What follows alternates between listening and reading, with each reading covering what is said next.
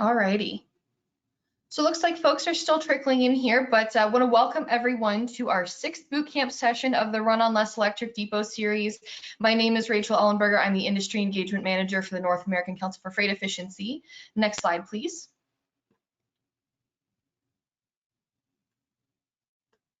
So as I mentioned, this is our 6th of 10 sessions that NACFE and RMI are hosting throughout the summer, talking about all of the considerations for and requirements of fleet depot electrification. This slide shows our full schedule of the bootcamp sessions, which is also available on the runonless.com website. Next slide, please. Our next session is going to take place on July 25th, and our moderator, Rick Mihalik, who you will remember from our last session on opportunities for extending BEV range, is going to host his panel of experts to discuss current and future regulations for zero-emission trucks. Next slide, please. So now I'd like to turn it over to our Executive Director on planning, Mike.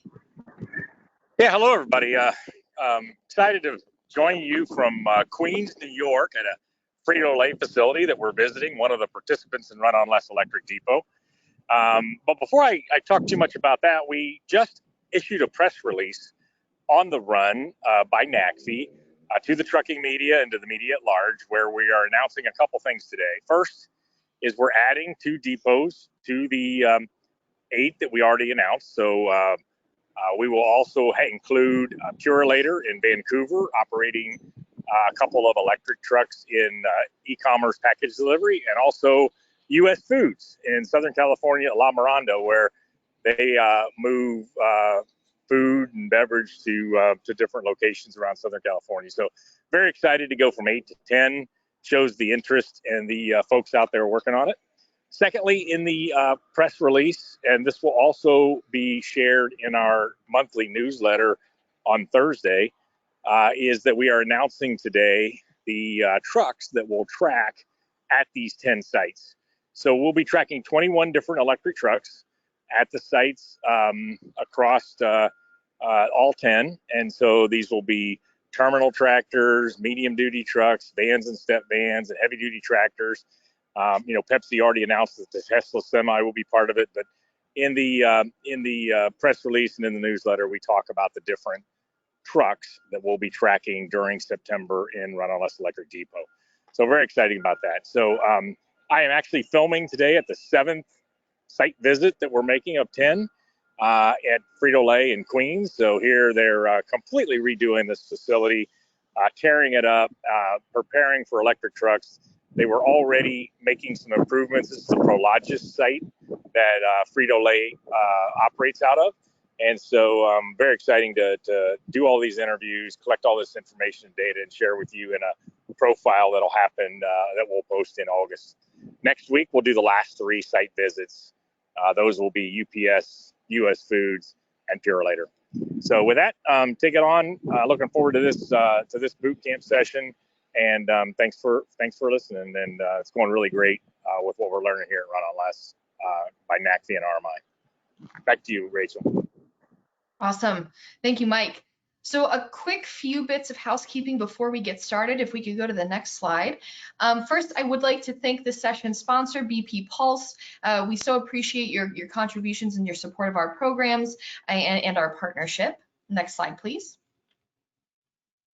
So a reminder that the quiz will be available online immediately following this session. This is going to be your opportunity to test your knowledge from this session. Upon completion of this session, you're going to receive the Depot Proficient badge. And after completing all 10 sessions, you will receive your Run on Less Electric Depot Expert badge. So to access the quiz, all you need to do is go back to the landing page for this session on runonless.com. The button that was previously used to sign up for this webinar will have changed. It will be the button to take the quiz. Click into that and you'll be off. And remember that the materials and quizzes from our last sessions are also available online. So if you didn't get the chance to tune in previously, you didn't get the chance to take the quizzes, make sure that you go do that if you are interested. Next slide, please. A reminder that this session is being recorded and will be available online later this week. And if you didn't get a chance to submit a question on the registration form and you would like to do so, please use the Q&A controls in the upper right-hand corner of your screen. During this session, I will be elevating any of our questions up to our speakers and to our moderator. But for those that we will not get to cover in this session, but you're still interested in learning more, feel free to submit them anyway. We are collecting all of them to build out our future content. So if there's something you're curious about, be sure to send it in. And finally, if you run into any technical issues, please reach out to Stephen Babcock at GNA. His information is on the screen here, and he will help troubleshoot. Next slide, please. And with that, let's go ahead and get started. I would like to introduce our moderator, Ari Khan, who you will remember from session 1 on best practices for utility and fleet relationships. Ari is the manager for carbon-free transportation for RMI and will be leading this discussion today. Ari. Thank you so much, Rachel. You have gotten very good at this over the last several panels, and I've stayed the same, but I'll do the best I can. Next slide, please. When I think about resiliency and needing to recover from a blackout, I think about Superstorm Sandy, which plunged Manhattan, where I live, into darkness. That was, of course, a once-in-a-generation event, but I think many of us have experienced localized, shorter duration outages. And for electricity distributed above ground, the most common event, the most common cause of this is a branch snapping a wire during a storm.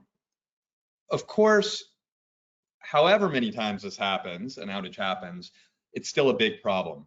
I used to work at a utility, and I had a boss who was motivated by the idea that electricity is life, because electricity powers incredibly important devices, from life-saving equipment to increasingly electric trucks that our economies rely on. For the most part, the grid is reliable, but electricity is so vital that it's important to have a backup plan, and that's what we'll be talking about today. Next slide, please. In terms of hardware, today we're going to discuss batteries, solar power, and then backup generators. Backup and solar can make a facility greener, and they provide backup, and they can make overall charging cheaper. But to have 100% resiliency, a site may need a well-maintained generator as a backstop.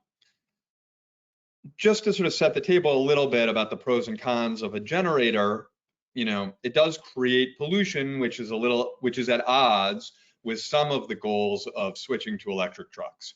But if it's used judiciously in emergency-only cases, it's creating far less than 1% of the overall carbon dioxide that would be created over a diesel truck's life.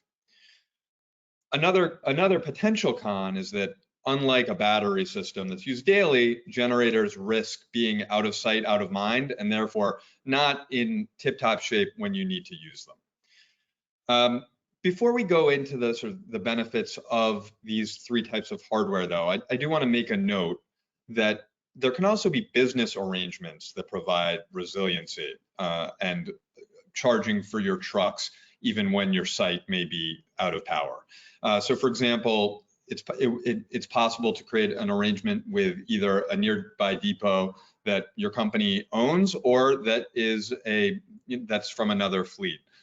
And in ever-increasing parts of the country, there's a small but growing number of public charging stations that are compatible with heavy-duty vehicles, and they can provide some backup as well. Next slide, please. The value of batteries and solar is not just resiliency, but also in its ability to lower the cost of energy, the overall cost of energy, and then also potentially lower the amount of power that a site may need.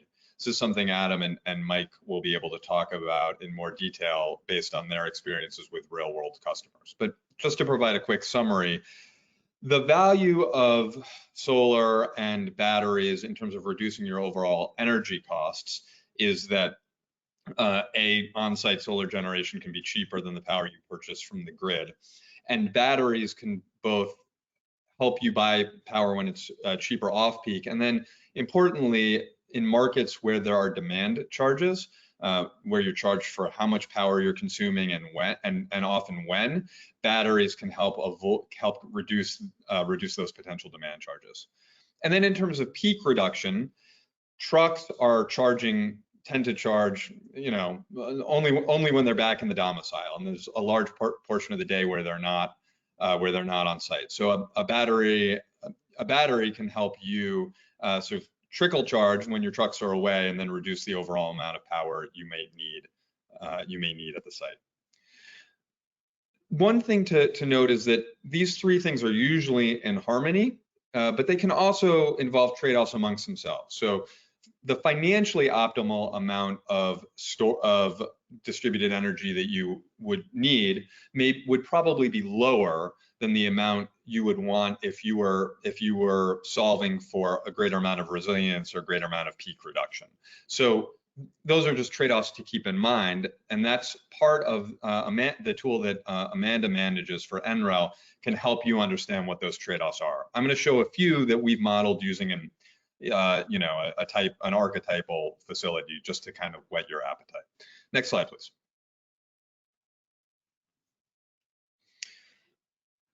Now, it's trying to connect NACV's roots in truck efficiency.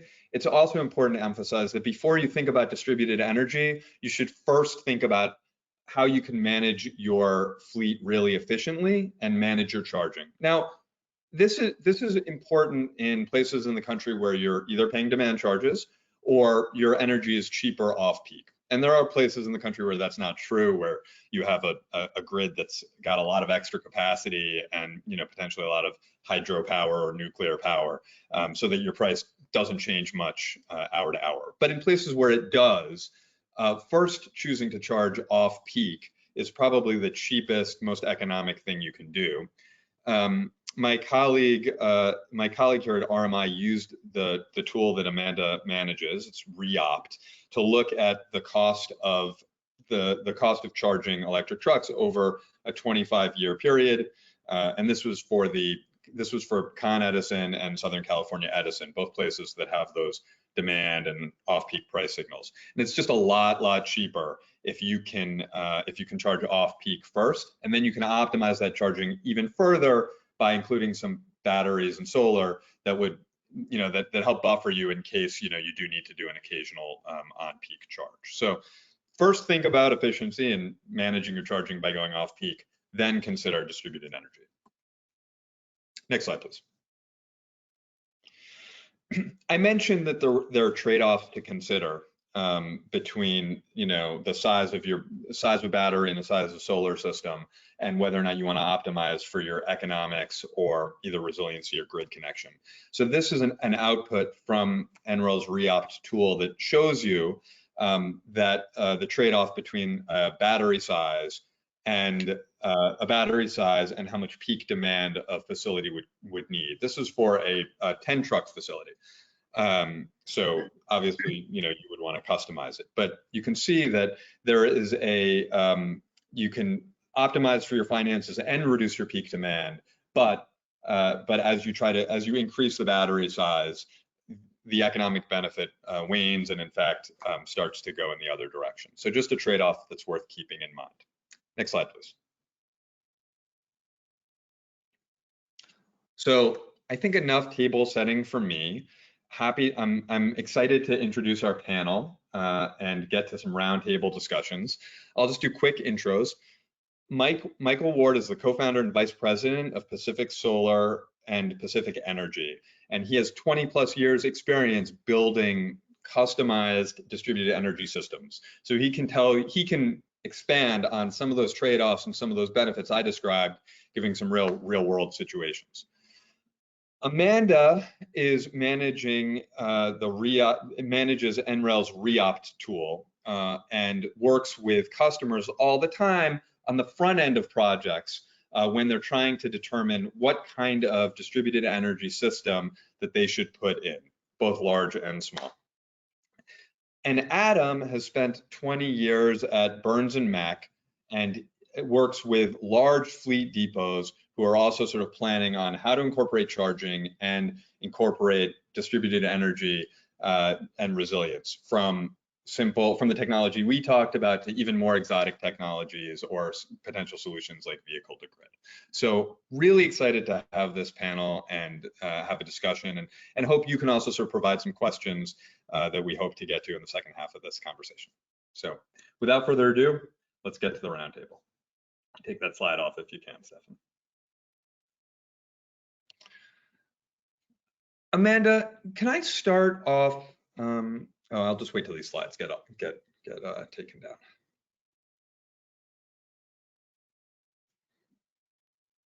Okay, great, thank you. Amanda, I was hoping that you could talk a little bit about how a facility operator might want to use Reopt. So if I were running a facility, or I was considering a new facility, I'd want to consult Reopt or one of those similar private tool that exists. What kind of information does a user need to be able to do to get results from Reopt? Yeah, so Reopt, as you mentioned, Ari, is just one of many tools someone could use in sort of a pre-feasibility stage to start to put numbers to some of the questions that Ari was posing, or some of those trade-offs between a financially optimal distributed energy system, one that provides desired resilience, maybe one that also provides emissions reductions. So Reopt is a tool that can be used to evaluate those decisions. Just to kind of put an image to it, Reopt is an optimization model that can be accessed as a web tool. So there's an easy to use interface at nrel.reopt.gov. So I would say to get started using Reopt, there are 4 key pieces of information. The first is very critical to understand, which is the estimated electric load at a site. So that would be down to something like hourly resolution for an entire year. And when thinking about EV charging, that would be, when are you expecting electric trucks to charge and how much power will they need? And the more granular you can get with that sort of estimate, the better the more accurate your results for this DER feasibility analysis will be. Another thing to consider in that realm is whether those loads will be co-located with an existing building or facility and tied to that same utility meter.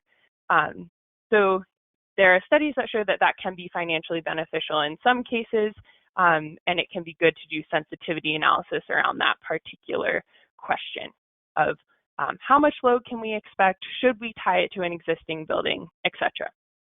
So that was one. Number 2 would be the cost of electricity. So that's the specific utility rate that a site is on, and that gets at what Ari was discussing with, are there demand charges? Is it more expensive to use electricity at different times of day? So in Reopt, you can input the specific name of the utility rate that the loads might be charged under.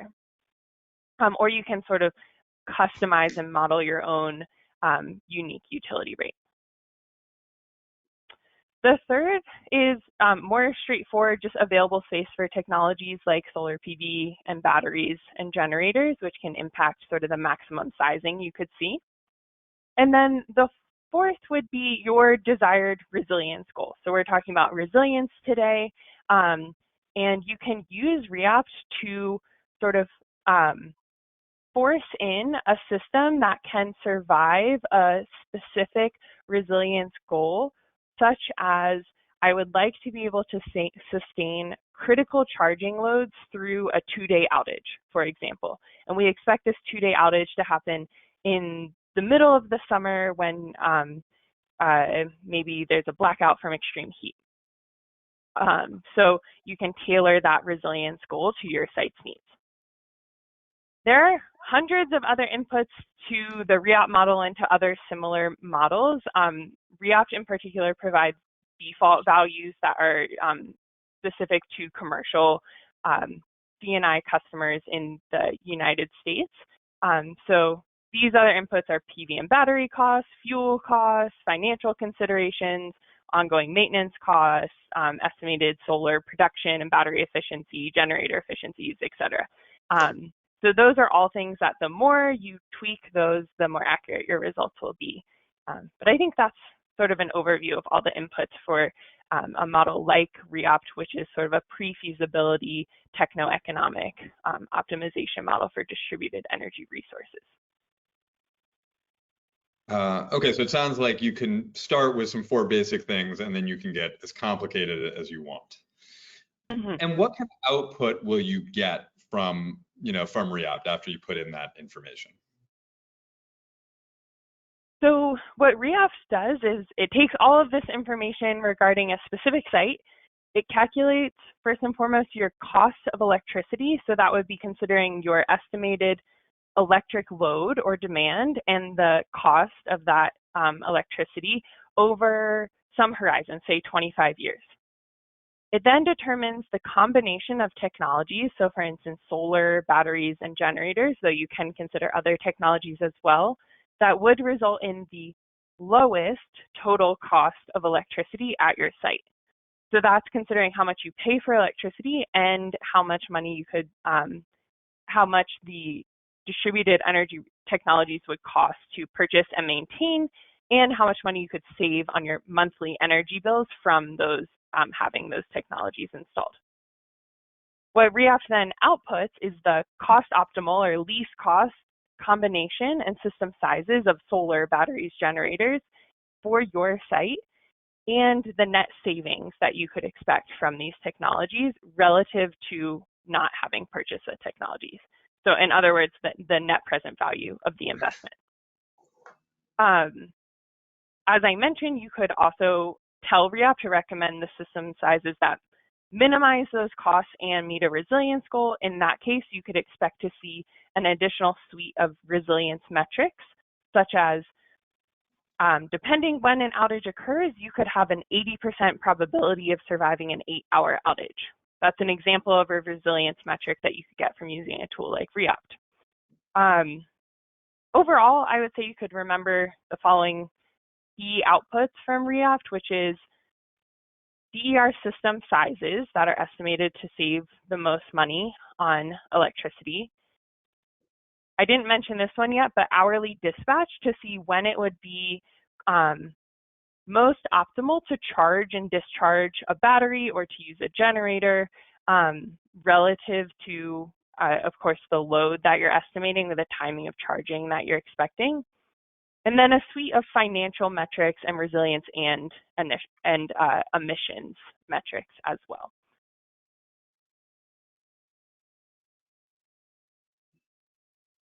Thank you, Amanda. Adam and Mike, let's say you had a customer who, used the REOPT tool and came to you with some general ideas about the types of distributed energy they'd want to add. What would be the next step for them? Sure. I can kick it off.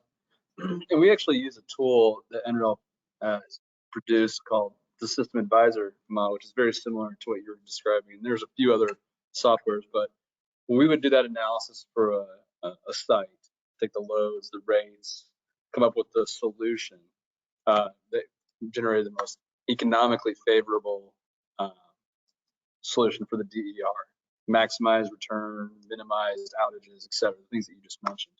We would then go in and start laying out that configuration. Do we have enough space for the solar? Do we have enough space for the batteries? Can we get quotes? And then we would also, depending on the size, may go out and do an RFP for vendors, like your folks who actually do this on a day-to-day basis to come in and give us proposals to put solar and storage on site, or we would self-build and do that analysis ourselves and build up the cost estimates. But we would make sure that it's physically possible to make sure that the financial and modeling aspects can be done from an engineering standpoint, from a technical standpoint. And it's really important when you're talking about depots, because you're trying to figure out where can I put the solar and how am I going to electrically integrate that into the EV charging systems and the new switchgear and some of the new transformers and service drops that need to be implemented. So we got to put all the financial and modeling into a physical arrangement to make sure it's feasible. And then that would go into construction, so on and so forth. And I would say, just to add on to that, you would want to be thinking about not only what your current loads are, but what your future loads are. It's much more cost effective to develop, at least design the infrastructure in the beginning as much as you can for building for the future. And inevitably your future loads are going to be larger than what you anticipate they're going to be. The other thing I would say is, when you're designing, like using NREL's tool for battery and solar specifically, I would say, design it and use it for, at least from a solar and battery standpoint, for like a common outage. And then a generator could be used for a worst case scenario. So although, you could have an outage of 24 to 48 hours, I would say use it as what your typical outage is. And that's going to give your best return on investment and best system design. And then, like I said, your generator can be used for that worst case scenario type situation. And then to their point as well, that the location is really important of the facilities. You got to think about your proximity to the point of interconnection. Also the disruption of operations when you're going to implement the system. Especially when you're talking about the solar system, it's going to take up a lot of space in the facility. And then, the other thing with location is looking at future expansion and how maintenance is going to be done on the system. And then, with that as well, there's opportunities for dual purpose with the solar system, where you can go in and you can put carports in, so you minimize the land use. And now you've also created a shade situation for your electric trucks. Yeah, to build on that, Mike, the operational analysis, we might come up with something for a depot, where it's a truck depot. People are using this facility, so we got to make sure that the way folks are plugging in, the way things are oriented, is not disrupting normal operations. So we may come up with a great solution, but to your point, carports can add benefits. You also have to think about hitting things, and then I would also add, I know we'll hit on this more, Ari, is there's no better way of resiliency than a diesel backup generator that runs 0.1% of the time on an annual basis in emergency only. So that's kind of your fail-safe stopgap, if you will. Yeah, absolutely. There have been a couple. There have been a couple questions from the audience about the value of distributed energy, depending on how much, the price of electricity, and that kind of nails it.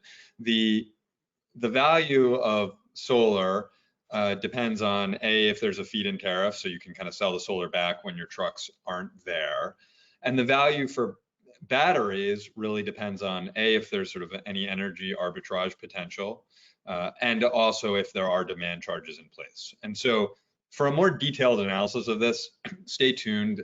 We have a sort of an excellent. I have a colleague who's going to be issuing some analysis, sort of looking at the sensitivities there. But generally speaking, without demand, with less demand charges, a battery becomes less valuable. But the places that don't have demand charges now,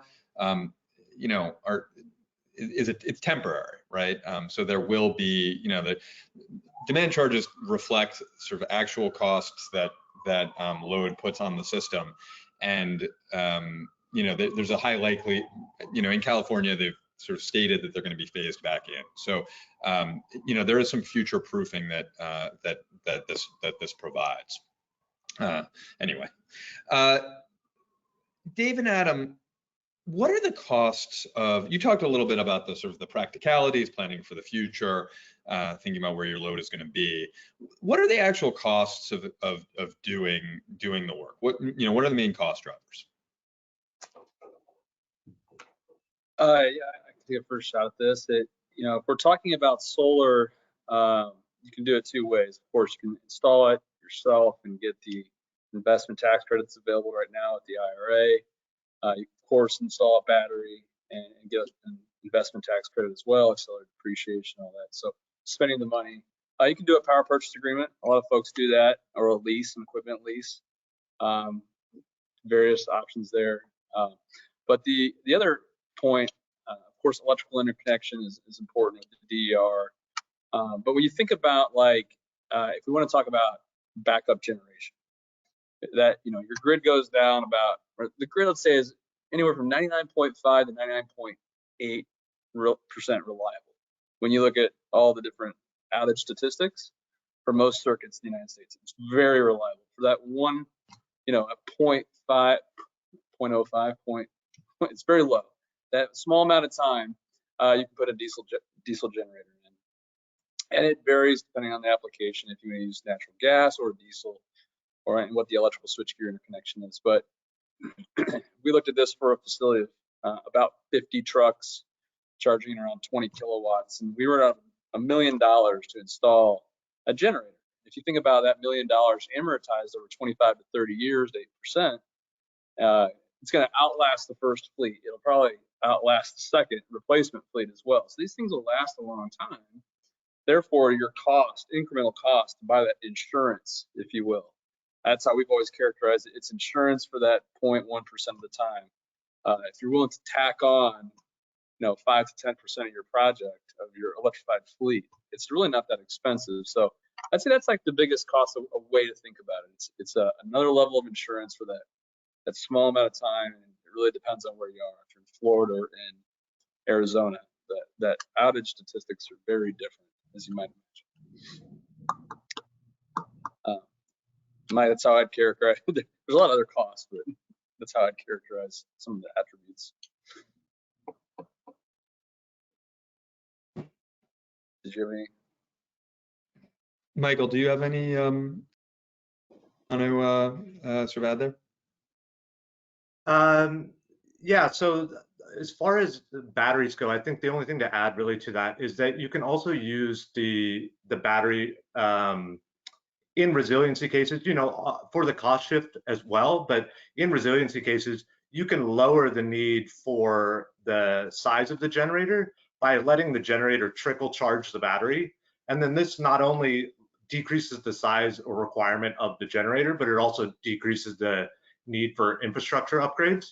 So, you know, you can, if you let the generator trickle charge the battery, and then, you know, say you're a 2-hour or 4-hour window where you're needing to charge the trucks, the battery can dump the or take care of the load in that time, and then across the 24-hour window, it can either be charging from the grid, or when the grid goes down, it can be done by charging from the generator. So, Michael, so I have two questions. One is, what kind of synergies are there, right? So in real world applications, or with some of your customers, how much were they able to downsize the generator? And then, Adam, after that, I'm interested in understanding what the ongoing costs for a generator are, and then if for customers who have shell shock about spending that extra $1 million, you know, are there any sort of financing or lease options available to them? Or in your experience, have your customers just gotten comfortable with that sort of long-term capital asset? So, Michael, you first, if you don't mind. Yeah. So, you know, when you're talking about like Adam's example, where you're talking about 1,000 kilowatts or a megawatt generator, first off, you have the facility, the current facility, and what that system is developed for. So if you're not wanting to upgrade your current facility's infrastructure, the battery can take care of anything to keep the facility below a megawatt demand. And then, you know, as far as the amount that you could downsize a generator, that's going to be dependent on how frequently and how intense the intensity of your charging needs to be. But you can downsize it, you know, it could be 50 or 25% less than what is required without the need of a battery.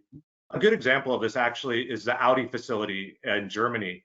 They were in a situation where it was a rural area, and they added a charging facility. I believe it can take up to 80 vehicles and trucks per day is what it's designed for. But the grid in the area just was not capable of supplying power. So they added a large battery installation. They put a solar facility on the roof, and then they just allowed the grid to charge the batteries during the day along with the solar. And then that could accommodate any retail charging of cars and trucks coming in and out of the facility.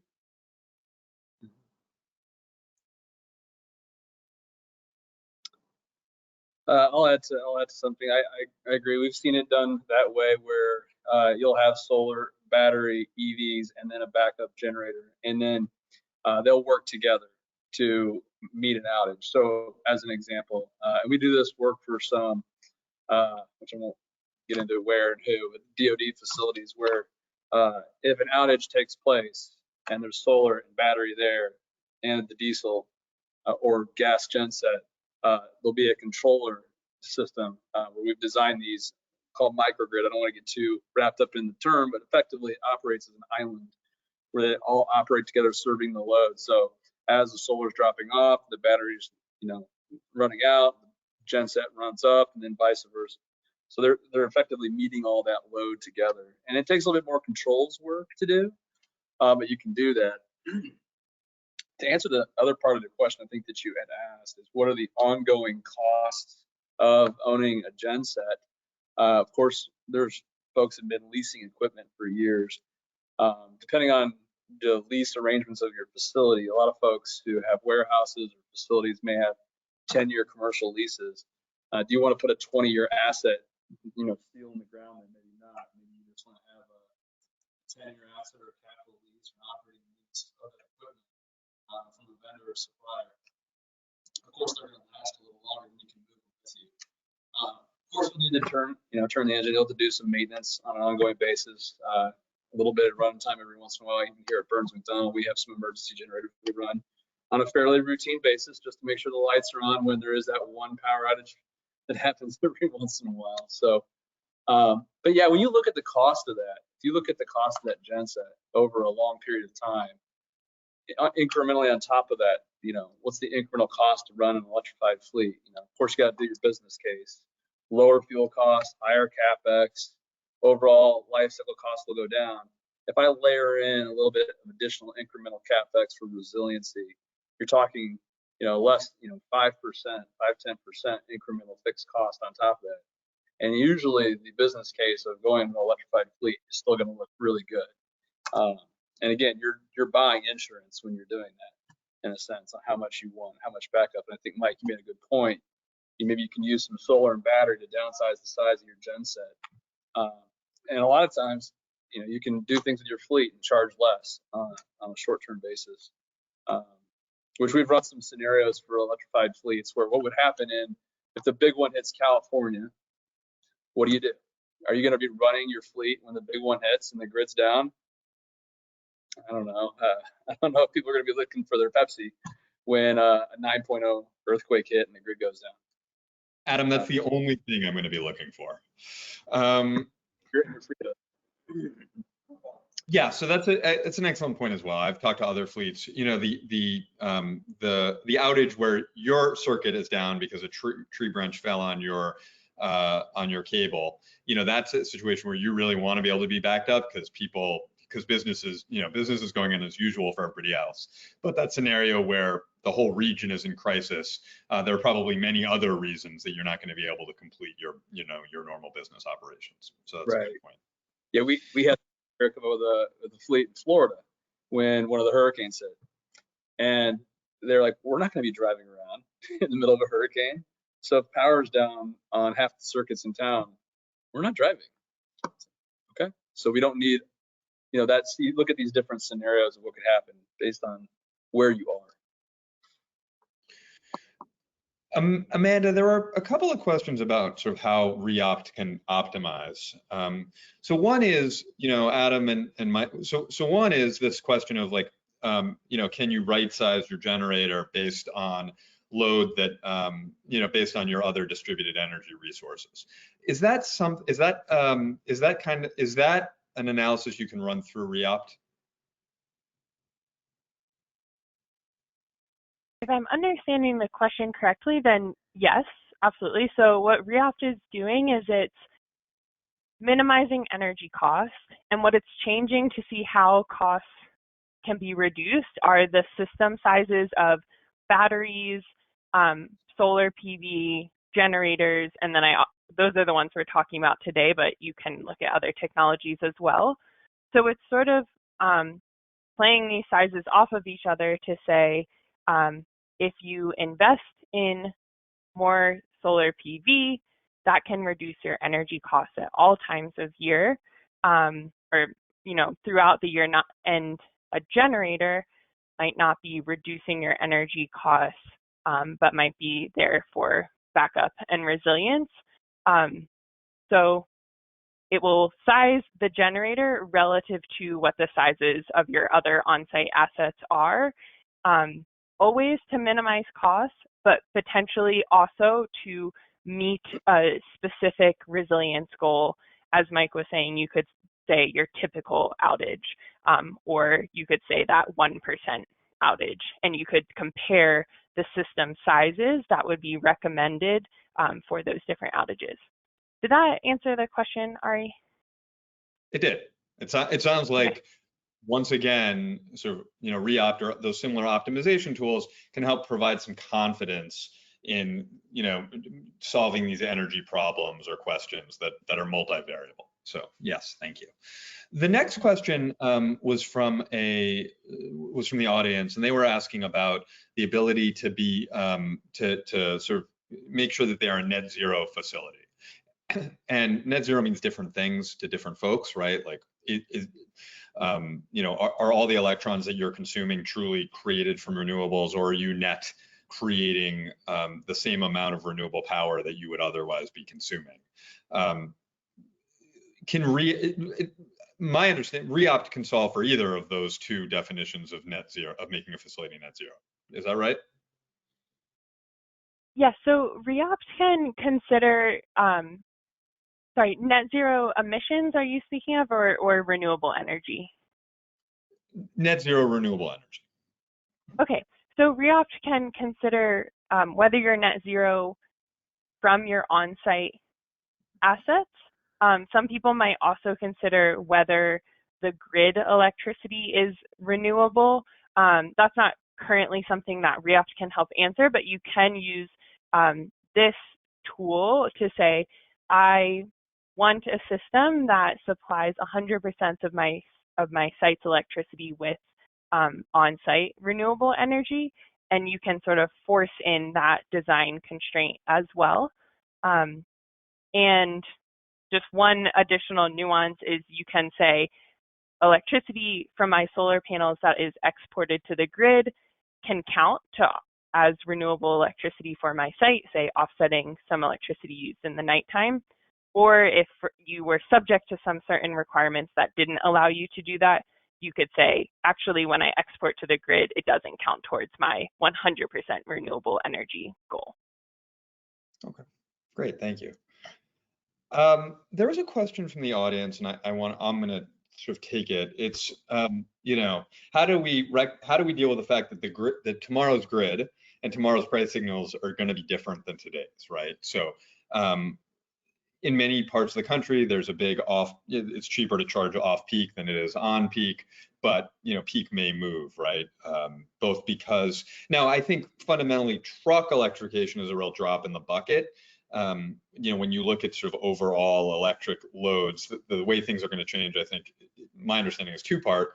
One is you're going to get a whole bunch of new renewable generation that's going to come online. And then the second is there's going to be a lot more electric heating from heat pumps that's going to come online.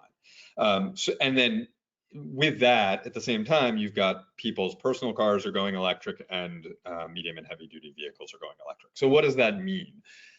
It's a hard question to answer. I think generally it sort of speaks to why having sort of managed charging, the ability to manage your charging is smart, because you can kind of chase the the off-peak power. So it may mean that you charge at higher power levels, when the electricity is cheaper. So in California, that's often in the early afternoon, as well as generally at night when there's going to be a surplus of wind power. So I think that's part one. But the broader point is, yes, the sort of this new electric load is going to change sort of may change when sort of the perfect off-peak period is, but there is going to remain a variance, right? Because with all the new renewable power and the fact that you're going to have new electric load, there's definitely always will always be an off-peak period that fleets will want to be able to take advantage of to minimize their costs. That was a long answer to a hard question. I'm kind of curious if anybody else has anybody wants to disagree with me and make this panel spicy. We're doing this right. I'll make it spicy from the standpoint that we're doing this right now. So we do electric grid design for utilities in my practice. So we're designing these EVTOU rates that you're speaking of with demand charges and implementing these demand charges for non-coincident, coincident peak, et cetera, for large municipal cooperatives.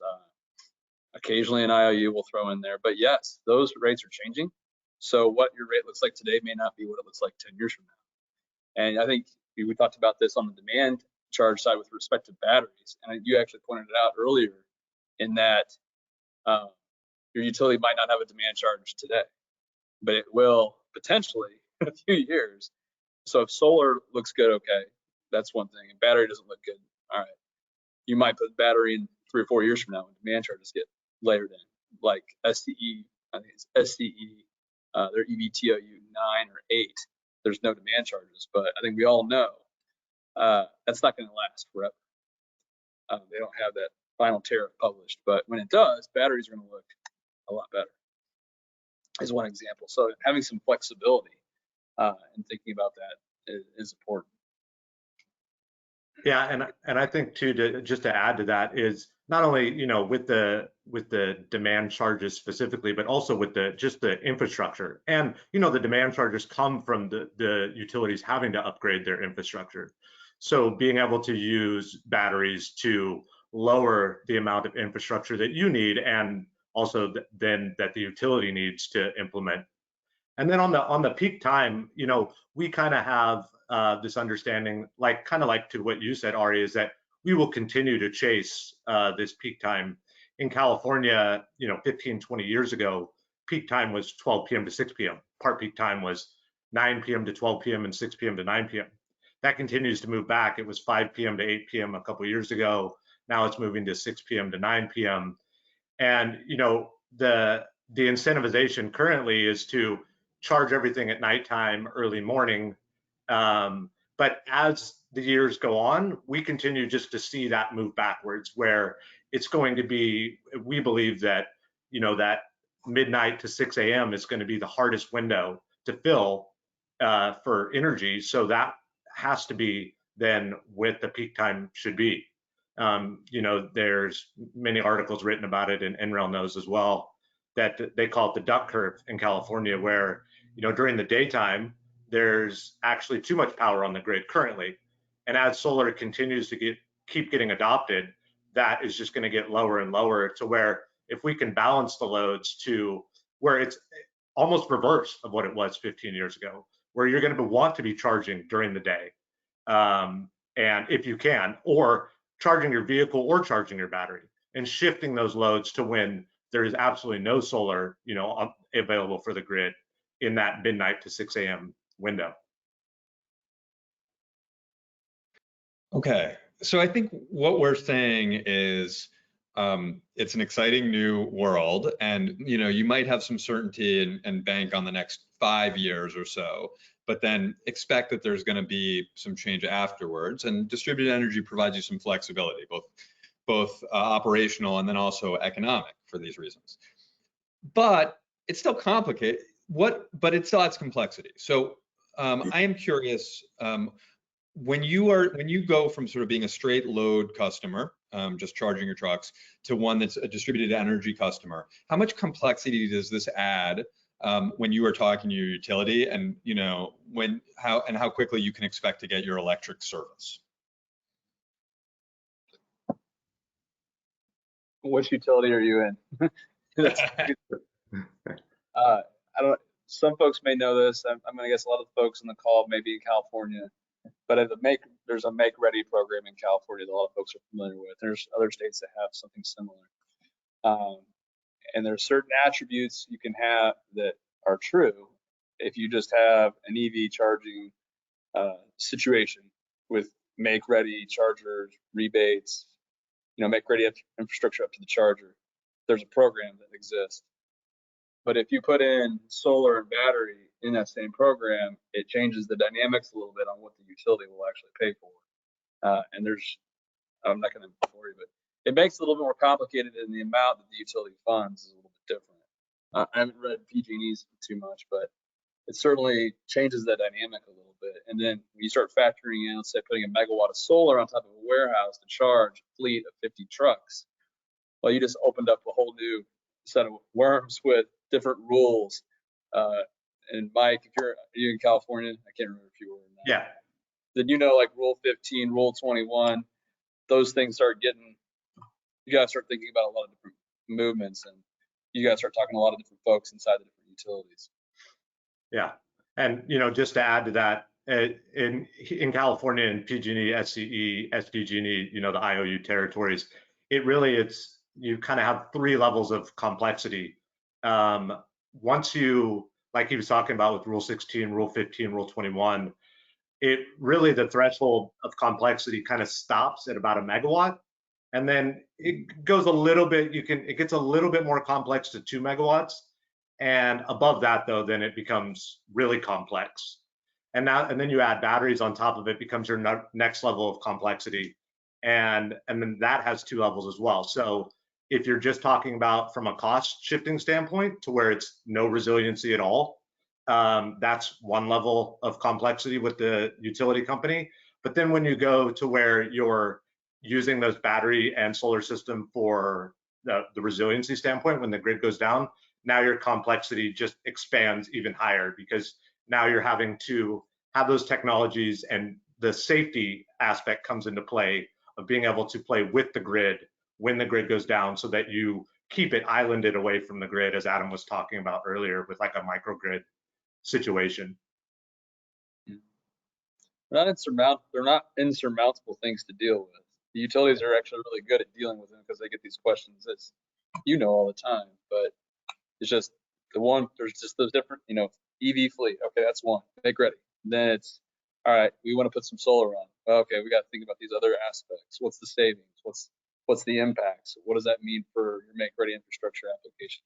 And every utility is different. So if we're talking SC, that's one thing. If you talk APS or Excel, these are Colorado and Arizona. Get into Missouri with Evergy. They have different sets of frameworks. Here, even in my backyard in Kansas and Missouri, I sit on the state line. Even Evergy, Kansas and Evergy, Missouri have different, slightly different programs. So every utility is different. So you got to have someone who understands what they're getting themselves into from a rate and regulatory standpoint, what rebates are available, what make-ready infrastructure programs are available, what's the net energy metering program and tariff, because every state's different, every utility's different. Not impossible, but everyone's different. So the tool for the right application is always different. Okay, so you guys are you folks are sharing that there's some desktop work you can do to get kind of smart about what you want, but implementing that, recognizing that sort of adding that adds complexity, and it's very regionally specific. So you really do have to have you guys a decent track record where you've been. I just want to ask one last question, and then I'll let Rachel conclude. But this is a lightning round question, because we've been talking a little bit in the abstract. Is there, for everybody, is there a facility that that you think is sort of particularly amazing in its use of distributed energy for sort of charging trucks or loads that you'd like to share? I think from just a general standpoint, I can't think of a specific facility, but just from a general standpoint, I think it goes back to what we've been talking about all along. When you incorporate all 3 technologies of generation from PV and batteries and a generator, I think that becomes the biggest win situation and the most effective solutions for the customer that we've seen, just from a cost standpoint. And from an implementation standpoint, we started years ago, and the battery piece wasn't even really a part of it. It was really just generator, if the power went out, and solar just to give you the net effect of being net zero. But now implementing all three together, along with a good energy management software, that's been the best solutions that we've seen.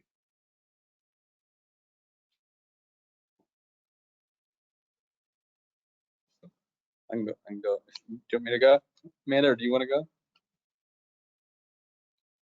Go ahead, Adam. So what's the best solution? Is what that's essentially your question, all right? What's the what is your I want to, is there an example of a facility that really makes you optimistic about the use of distributed energy? One that you want to sort of. Yeah, we actually did a master plan for a 50 bus fleet down in Florida where we're putting in EV charging, backup generation, natural gas backup generation, and canopy solar on the maintenance facility. I'm sorry, canopy solar over all the buses, and then on the facility itself. Not trucks, but it's tangential. But it was an overall solution to have renewable on-site power feeding into a battery from a rate advantageous tariff, and then having a resilient infrastructure built out over years. You're not going to build Rome in a day. You're not going to replace all your trucks year one. You're going to do it slowly. So we built out an infrastructure plan for that. And I was really proud of that and how it worked. And they're in the process of going forward with that design construction. So I'd also like to point out I love my garage because it's full of electric vehicles. So we've employed some really slick energy management systems between my son, my daughter, and myself and my wife on how to charge cars. So shameless plug though. I put in a cord rail for my in-laws for their charger, but they abandoned it after a week. So, it's too bad. Yeah, and to speak more to Adam's point, we have a facility here in Fresno, which actually you guys are doing one of your specials on, OK Produce. It's been a over time progress, multiple phase. We started with just the solar aspect of it and trying to offset their current loads. And as the facility grew, the solar had to grow with it. And then they added, a generator to it for that resiliency purpose. And now that the electric trucks, Class 8 trucks are coming online, they've added an EV piece to it. And so we're going to build more solar canopies to then, for their refrigerated trucks, to possibly look at charging those along with providing shade to those. And then the battery is going to tie into that as well as the peak times start to shift, and as that makes sense, and as net energy metering goes away in California and phases out, the battery is going to become more important from not only a cost standpoint, but from a resiliency standpoint, like we've been talking about.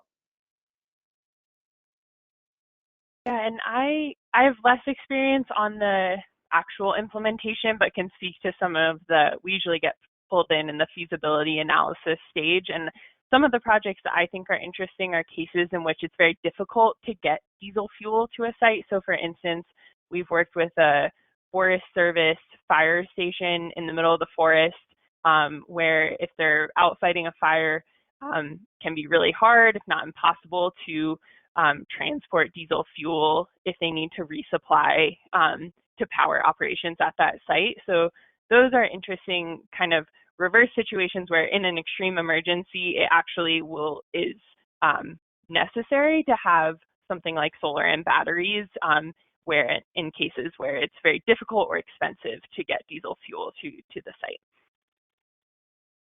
Amazing. Yeah. And on Amanda's point, actually, that brings up another facility that we did. We started this facility probably 19 or 20 years ago, and it was in the middle of the national forest, a wedding venue. And the utility power line was, I think it was like 5 miles away, and they wanted, $900,000 or $1 million to bring in power for this wedding venue that had 30 or 40 cabins on it. And so we started with just a generator, and then it became 2 generators, because obviously you don't want to run a generator for that long. And then actually we added a battery piece to it because solar was hard to get into the forested area. And then they were able to clear out enough section in building a new building that we actually were able to finally implement solar on top of it. So it's kind of a reverse situation and how it all worked, but it's still up and running and been going for the past 20 years, and it's kind of been fun to work along the way. Michael, I think it's fitting to end on your helping contribute to many, many happy marriages. I think that's to end our panel. Thank you very much. I'm gonna, Amanda, Adam, Mike, I learned a lot and I really appreciate your time. I'll let Rachel conclude us. Awesome. Thank you so much, everyone, for the fabulous discussion. This wraps up our 6th boot camp session. Thank you so much for everyone for joining us. Remember to go back to the landing page of this session on runonless.com to take the quiz. It is now live. And make sure to connect with us on social media. We have our handles linked out here. Thank you so much again, and we will see you in the next session. It's going to be 2 weeks from today on July 25th. Rick Mihalik on our team and his panel of experts will be discussing current and future regulations for zero-emission trucks. So thanks again, everyone, and have a great day. Thank you, guys.